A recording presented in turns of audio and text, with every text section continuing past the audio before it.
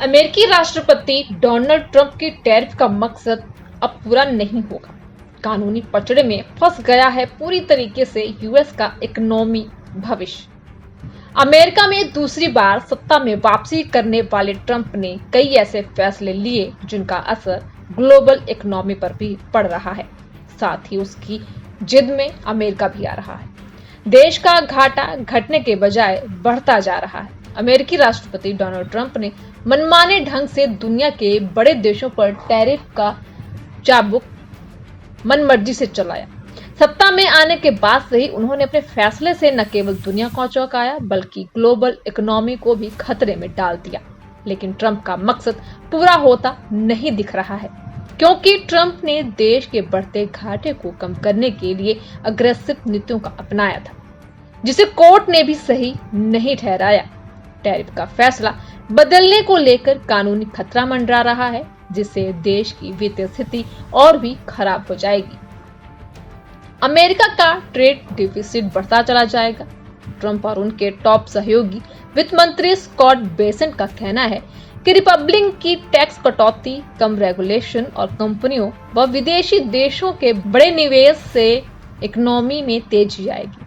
इससे federal revenue बढ़ेगा और आने वाले सालों में सरकार को कम उधार लेना पड़ेगा। लेकिन कई इकोनॉमिस्ट को इस पर शक है। फिर भी ज्यादातर मानते हैं कि टैरिफ बढ़ने से ट्रेजरी डिपार्टमेंट का नया पैसा मिल रहा है। कस्टम ड्यूटी में बढ़ोतरी कैसे होगी, यह भी सवाल खड़ा हो गया है। ट्रेजरी के डेटा से पता चला कि 2025 के फाइनेंशियल ईयर में कस्टम ड्यूटीज $165 बिलियन तक पहुंच गई, जो पिछले साल से 95 बिलियन ज्यादा है। ब्लूमबर्ग इकोनॉमिक्स का कहना है कि यह बढ़ोतरी ट्रंप के international emergency economic power act के तहत लगाए गए टैरिफ की वजह से है। लेकिन 29 अगस्त को एक फेडरल अपील कोर्ट ने इस कदम की वैधता पर सवाल उठाया है। सुप्रीम कोर्ट इस केस को देखेगा, लेकिन अगर फैसला ट्रंप के खिलाफ गया तो बेसेंट ने चेतावनी दी है कि सरकार को बहुत सारा पैसा रिफंड करना पड़ सकता है। फिर भी बेसेंट को भरोसा है कि कोर्ट व्हाइट हाउस के पक्ष में फैसला सुनाएगा। लेकिन अब अमेरिका के लिए एक बड़ी चुनौती खड़ी हो चुकी है। इस साल का एक्स्ट्रा टैरिफ रेवेन्यू अभी भी बजट घाटे $2 ट्रिलियन से कम है, लेकिन इकोनॉमिक्स मानते हैं कि टैरिफ से सालाना $300 बिलियन या उससे ज्यादा आ सकता है, जो अमेरिकी जीडीपी का 1% है। चूंकि डेफिसिट जीडीपी के 6% से ज्यादा है, ये रकम बेसेंट के 3% डेफिसिट टारगेट की ओर बढ़ने में मदद कर सकती है। अगर टैरिफ हट गए तो बॉन्ड इन्वेस्टर्स और इकोनॉमिक्स को सिर्फ ग्रोथ और प्रोडक्टिविटी के आशावादी अनुमानों पर निर्भर रहना पड़ेगा। राइटसन आईसीएपी के इकोनॉमिस्ट लू क्रैंडल ने यह कहा कि ये एक वाइल्ड कार्ड है जिससे बाद में निपटना होगा। अगर कोर्ट ट्रेजरी के खिलाफ फैसला देता है तो डेफिसिट बढ़ने से बचाना है तो कुछ नई पॉलिसी लानी होगी। फिलहाल बॉन्ड इन्वेस्टर फेडरल रिजर्व की ब्याज की दरों में कटौती की संभावनाओं पर ध्यान दे रहे हैं।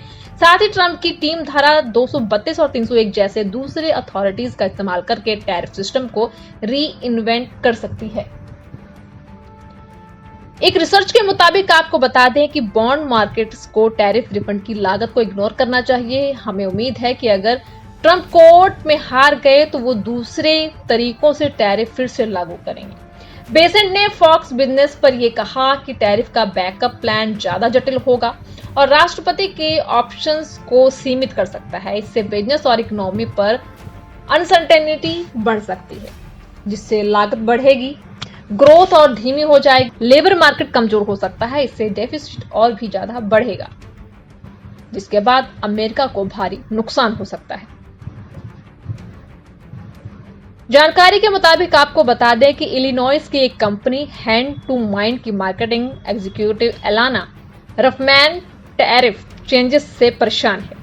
उसकी कंपनी ने इस साल $5.5 मिलियन टैरिफ में दिए, जबकि 2024 में ये सिर्फ 2.3 मिलियन था। अगर कंपनी ने प्रोडक्शन नहीं रोका होता तो ये बिल और ज्यादा होता।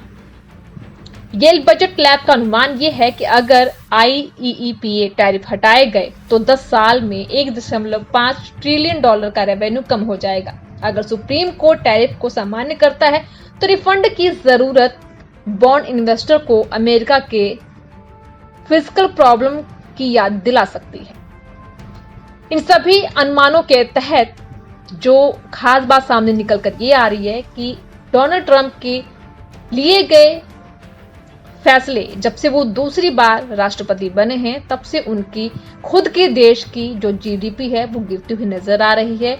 उनके टैरिफ का मकसद जो है वो पूरा होता हुआ नजर नहीं आ रहा है। कहीं ना कहीं सारी उनके द्वारा रची गई नीतियां जो है वो कानूनी पचड़े में फंस गई हैं। तो यूएस की इकोनॉमी का भविष्य जो है वो कहीं ना कहीं डूबता हुआ नजर आ रहा है।